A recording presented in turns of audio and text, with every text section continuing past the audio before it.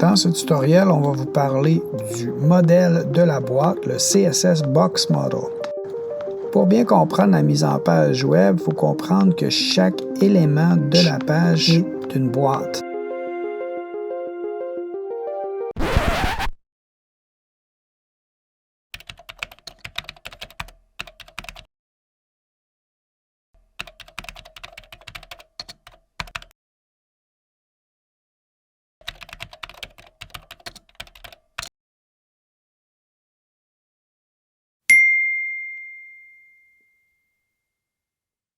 La propriété CSS Padding permet de définir l'espace entre le contenu de l'élément et sa bordure.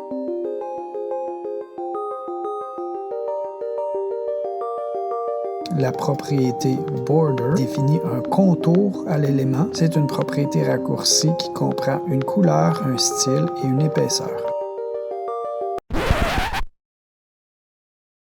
OK, pour illustrer notre principe de Box Model, on va aller regarder deux pages web en commençant par cette première page qui est très simple. Dans cette page-là, vous voyez juste un titre. Ensuite de ça, vous voyez une boîte bleue avec un contour rouge qui est une section, à l'intérieur duquel j'ai deux différentes boîtes qui sont des paragraphes avec des fonds jaunes puis des contours noirs. La première chose qui va définir la dimension de la boîte, c'est le contenu. Si vous regardez le paragraphe 1, où est-ce que j'ai une seule phrase, il est moins haut que le paragraphe 2 où est-ce que j'ai plusieurs lignes. Donc, puisque j'ai plus de contenu, j'ai une boîte qui est plus grande. Ça, c'est le premier ingrédient. Il faut aussi considérer que les paragraphes sont des éléments de type bloc. Donc, c'est normal qu'ils occupent toute la largeur comme ça, puis qu'ils s'empilent un en dessous des autres. Si on se concentre sur cette première boîte-ci, le premier paragraphe, puis on allait voir les autres propriétés qui vont affecter la dimension de la boîte, on va commencer par le padding. Le padding, ici, est à 20 celles. Puis, c'est ça qui crée l'espèce de coussin que vous avez autour de votre texte. Si on enlevait le padding, je suis en train de cliquer dessus là, pour vous montrer qu'est-ce qui se passe, bien, vous voyez que mon texte, il est coincé là, sur le bord de la boîte et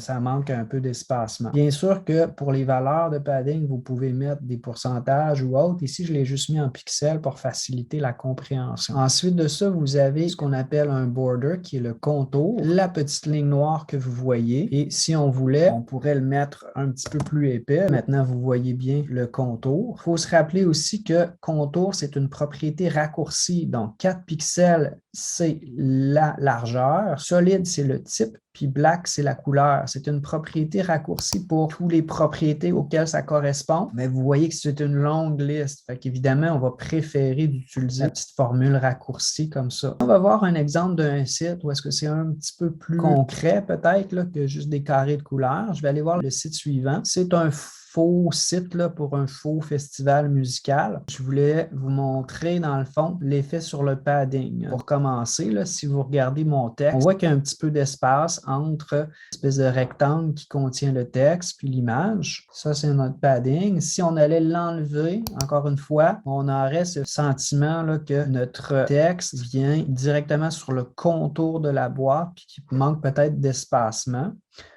Même chose pour l'image, etc. L'autre affaire que je voulais vous montrer avec ce site-là, si on regarde la navigation, par exemple, ça, c'est un border. Fait que les borders, il ne faut pas toujours y penser comme un carré noir autour d'un rectangle. On pourrait s'en servir autrement. Ici, pour la navigation, on a un border left puis un border right, puis c'est un petit pointillé blanc qu'on a ajouté. Puis, ça fait comme une espèce de pointillé pour détacher des billets, par exemple, là, pour aller avec la thématique de notre site. Puis, dans le cas de la div, ici, on a utilisé un border bottom seulement, donc juste au bas, pour faire une espèce de séparation entre les sections du texte, puis un rappel de ce qu'on voyait ici dans la navigation. Fait que c'est une autre utilisation là, d'un contour. Deux aspects à faire attention. La propriété CSS marge ne fait pas partie du modèle de la boîte, mais sert à espacer les boîtes les unes avec les autres. Et la propriété box sizing. D'autres petits éléments à considérer ou à porter attention lorsqu'on travaille avec le Box Model, c'est les marges. Donc, les marges ne font pas partie du modèle de la boîte. Par contre, elles vont servir à espacer les boîtes les unes par rapport aux autres. Comme par exemple, dans notre petite page ici, simple qu'on a vu tantôt, les deux blocs jaunes sont espacés ici.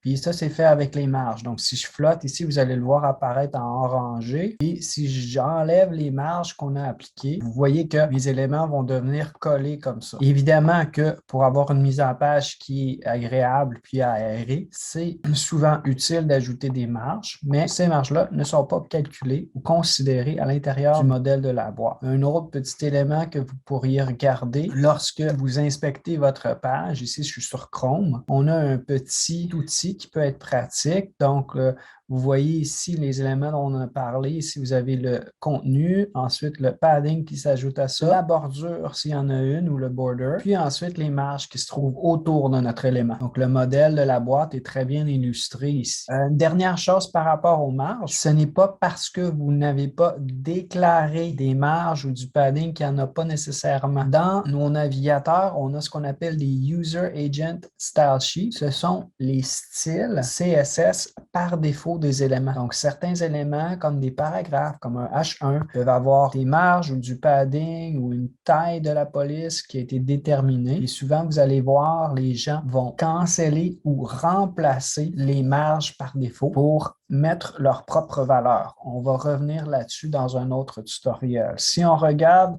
les marges en action dans notre site web, un petit peu plus concret, là ici, j'ai deux divisions à l'intérieur duquel j'ai mes paragraphes et mes images, mais entre ces divisions-là, j'ai un petit espacement là, qui est notre marge. Puis, si on allait l'enlever, vous allez voir que mes éléments vont être collés. Donc, je pourrais choisir d'ajouter ou d'enlever la marge, mais vous voyez quelle différence que ça fait au niveau de la mise en page. Notre deuxième élément à considérer, c'est ce qu'on appelle la propriété box sizing. Je suis allé sur le site de MDN où est-ce qu'il y a un beau petit exemple interactif de ce principe-là. La propriété box sizing, ça définit la façon dont la largeur d'un élément est calculée. Pourquoi c'est important de considérer ça? Parce que lorsque je veux placer, par exemple, un élément enfant à l'intérieur de son conteneur parent, je veux m'assurer que cet élément-là soit bien contenu puis qu'il n'y ait pas de débordement. Ou encore un autre exemple, si je voudrais mettre deux enfants à l'intérieur du même parent,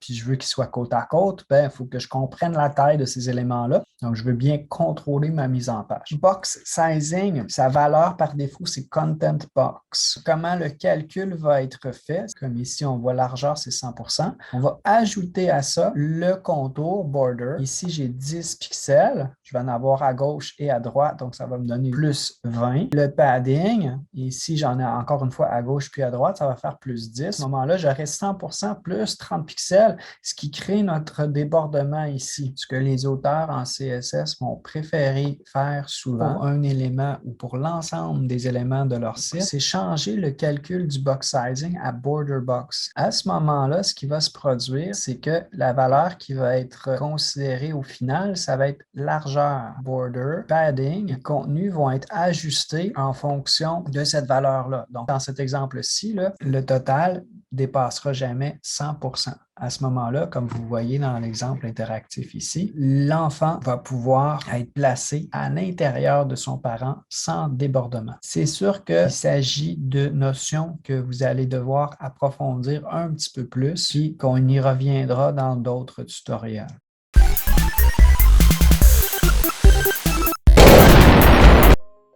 Pour en connaître plus sur le modèle de la boîte, allez voir le site de Mozilla ou retournez sur le site du département pour trouver plus de tutoriels.